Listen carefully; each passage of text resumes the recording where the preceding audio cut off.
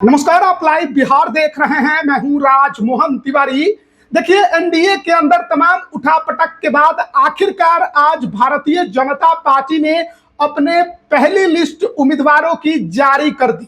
इस लिस्ट को अगर आप गौर से देखिएगा तो आपको पता चलेगा कि कितनों का टिकट कट गया है, कौन नए चेहरे मैदान में उतरे हैं और कौन कौन सी वो सीटें हैं जहां पर इस बार बीजेपी ने जेडीयू से अदला बदली की है। यानी पिछली दफा वहां पर जेडीयू लड़ी थी, लेकिन इस बार बीजेपी ने वहां पर अपना कैंडिडेट घोषित किया है। हम पूरी की पूरी जानकारी आपको देने जा रहे हैं। सबसे पहले आपको बता देते हैं, बीजेपी ने 71 उम्मीदवारों की सूची जारी की है और इस सूची को जब आप देखते हैं, हम देखते हैं, तो पता चलता है कि इसमें ये दर्शाया गया है कि 9 सिटिंग विधायकों का टिकट काट दिया गया है। 9 सिटिंग विधायकों का टिकट इस बार बीजेपी ने काटा है।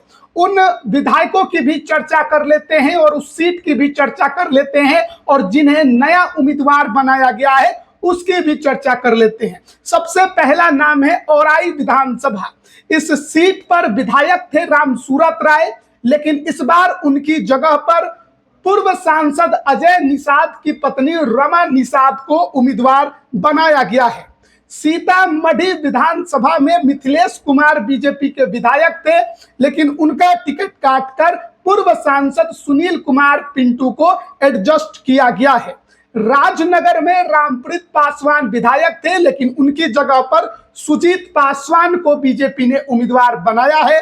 पटना साहिब विधानसभा के अध्यक्ष नंद किशोर यादव, जो कि लंबे अरसे तक कभी चुनाव ही नहीं हारे, उन नंद किशोर यादव का बीजेपी ने टिकट काट दिया है और उनकी जगह पर रत्नेश कुशवाहा को मैदान में उतारा है। गौर कीजिएगा, औराई में एक यादव का टिकट कटा, पटना साहिब में एक यादव का टिकट कटा है।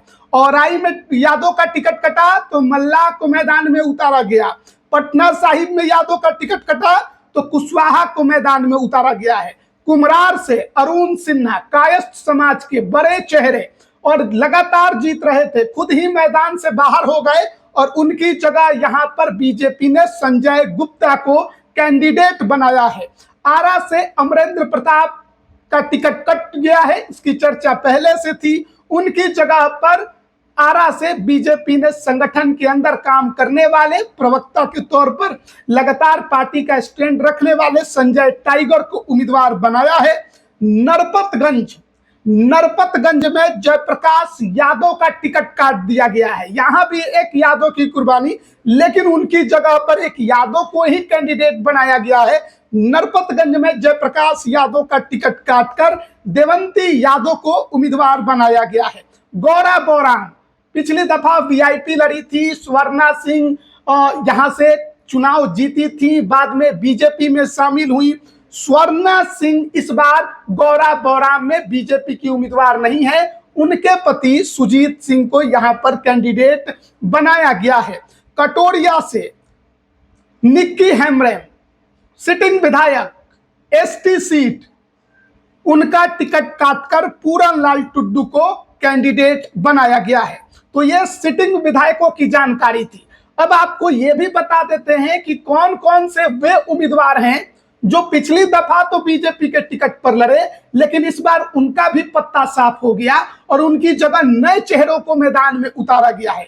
उसमें दानापुर हॉट सीट, रीतलाल यादव विधायक लगातार जीतते आ रही आशा सिन्हा पिछली दफा हार गई, इस बार पार्टी से साफ हो गई। उनकी जगह पर पूर्व केंद्रीय मंत्री राम कृपाल यादव यहां से कैंडिडेट बनाए गए हैं। विक्रम अतुल कुमार को बीजेपी ने कैंडिडेट बनाया, लेकिन बहुत निराशाजनक प्रदर्शन रहा। सिटिंग विधायक सिद्धार्थ सौरभ को कांग्रेस से अपने पाले में लेकर आए और अब टिकट भी थमा दिया है। विक्रम से सिद्धार्थ सौरभ बीजेपी के उम्मीदवार हैं। अरवल से बीजेपी ने पिछली दफा दीपक कुमार शर्मा को उम्मीदवार बनाया, कुछ खास प्रदर्शन नहीं। ऐसे में मनोज कुमार, पार्टी के प्रवक्ता, उनको यहां पर उम्मीदवार बनाया गया है। गुरुआ से राजीव नंदन दांगी का टिकट काटकर उपेंद्र दांगी को उम्मीदवार बनाया गया है। तो ये फेरबदल हारी हुई सीटों पर भी हमने देखा।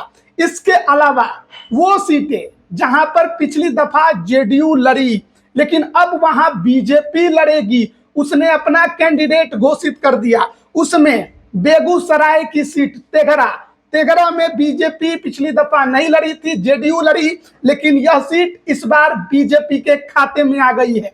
बीजेपी ने यहां से रजनीश कुमार को उम्मीदवार बनाया है। तारापुर जेडीयू की सिटिंग सीट, राजीव कुमार विधायक, लेकिन यह सीट बीजेपी ने अपने पास रख ली है। बीजेपी से डिप्टी सीएम सम्राट चौधरी उम्मीदवार यहां पर बनाए गए हैं। और इसके अलावा एक और जो फेरबदल बड़ा सा किया गया है, संगठन के नेता माने जाने वाले और बीजेपी के अंदर एक मजबूत पैठ रखने वाले पूर्व प्रदेश अध्यक्ष, अभी बिहार सरकार में मंत्री भी मंगल पांडे भी इस बार चुनावी मैदान में उतरे हैं। सिवान से उनको बीजेपी ने अपना उम्मीदवार बनाया है। तो ये पूरा लेखा जोखा हम आपको दे रहे थे कि किस प्रकार से बड़े नेताओं को इस बार विधानसभा के चुनाव में उतारा गया है। चाहे पूर्व सांसद सुनील कुमार पिंटू की बात करिए, या फिर इसके अलावा आप रामकृपाल यादव की बात करिए, सम्राट चौधरी की बात करिए, या फिर आप मंगल पांडे की बात करिए, ये बता रहा है कि बीजेपी जो है वो कोई चांस नहीं लेना चाहती और बड़े नेताओं को मैदान में उतार कर सीधे सीधे मैसेज देना चाहती है। आप एक चीज ध्यान रखिएगा, यादवों का टिकट काटा गया है, एक बार फिर से कई सीटों पर काटा गया है। कुशवाहा समाज को बीजेपी ने इस बार सीटें देने की कोशिश की, चाहे सम्राट चौधरी को उतारा हो या फिर पटना साहिब से रत्नेश कुशवाहा को उतारा हो। वैश्य समाज पर भी दांव खेला है, मल्लाह समाज पर भी दांव खेला, रमा निषाद को उम्मीदवार बनाकर। तो बीजेपी ने जातीय समीकरण को दुरुस्त करने की एक बार फिर कोशिश की है और फिर उसे इस बात का आभास है कि यादवों को आप कितना भी टिकट दीजिए शायद वो वोट में कन्वर्ट ना हो, इसलिए दूसरे जातीय समीकरण पर ज्यादा फोकस करने पर बीजेपी ने दांव खेला है। यह पहली सूची है, 71 सीटों की यह सूची है। अभी दूसरी सूची आनी बाकी है। एनडीए में थोड़ा बहुत सीटों का जो लफड़ा है शायद वो पूरा कंप्लीट नहीं हुआ है, कुछ सीटों पर ऐसा रह गया होगा, इसलिए दूसरी सूची जारी नहीं की गई। लेकिन किनका टिकट कटा, किनका बचा, हमने बताया आपको। किनके कौन कौन से उम्मीदवार जो पिछली बार हारे थे बदल दिए गए, कौन नए चेहरे मैदान में उतारे गए, वो भी हमने आपको पूरी जानकारी दी। और भी अपडेट देंगे, बने रहिएगा हमारे साथ। आप सभी का बहुत बहुत धन्यवाद।